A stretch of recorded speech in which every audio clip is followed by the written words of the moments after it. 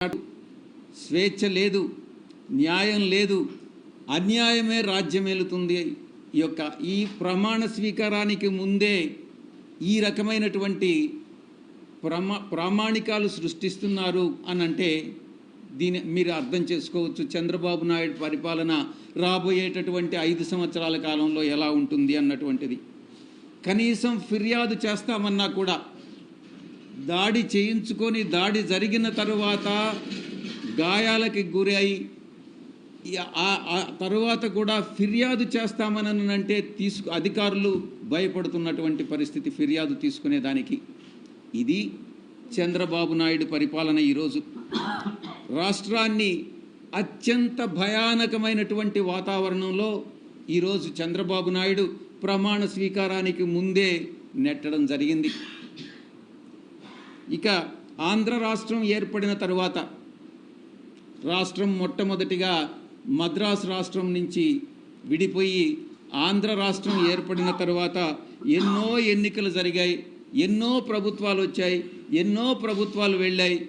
కానీ ఈ విధంగా ఎన్నడూ లేని విధంగా ఎన్నికల తర్వాత హింస చెలరేగడం అన్నటువంటిది ఈ యొక్క చంద్రబాబు నాయుడే నాంది పలికాడు అన్నటువంటి విషయాన్ని నేను మీకు తెలియజేస్తా ఉన్నా.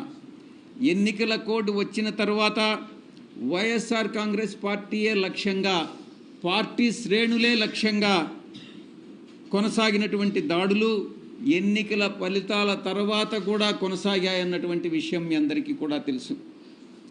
వైఎస్ఆర్ కాంగ్రెస్ పార్టీ కార్యకర్తలని, వాళ్ళ ఆస్తులని, కుటుంబ సభ్యులని లక్ష్యంగా చేసుకుని టీడీపీ ముఠాలు, టీడీపీ గుండాలు ఈరోజు రాష్ట్రంలో స్వైర్య విహారం చేస్తూ ఉన్నాయన్నటువంటి విషయం మనం గమనించుకోవాలి.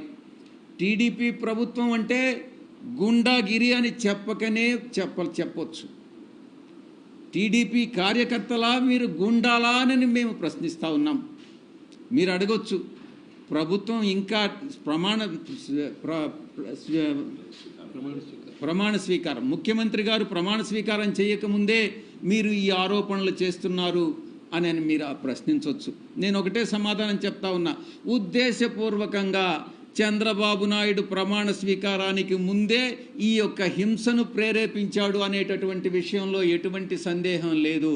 ప్రమాణ స్వీకారం చేసిన తరువాత ప్రభుత్వం బాధ్యత వహించాల్సి వస్తుందనని ప్రమాణ స్వీకారానికి ముందే వైఎస్ఆర్ కాంగ్రెస్ పార్టీ కార్యకర్తల మీద దాడులు జరపండి అనని ఆయనే స్వయంగా ఆదేశాలు ఇచ్చాడు అన్నటువంటి విషయం అంతర్గతంగా తెలుగుదేశం పార్టీ నాయకులు చర్చించుకుంటున్నటువంటి విషయం మీ దృష్టికి వచ్చే ఉంటుంది.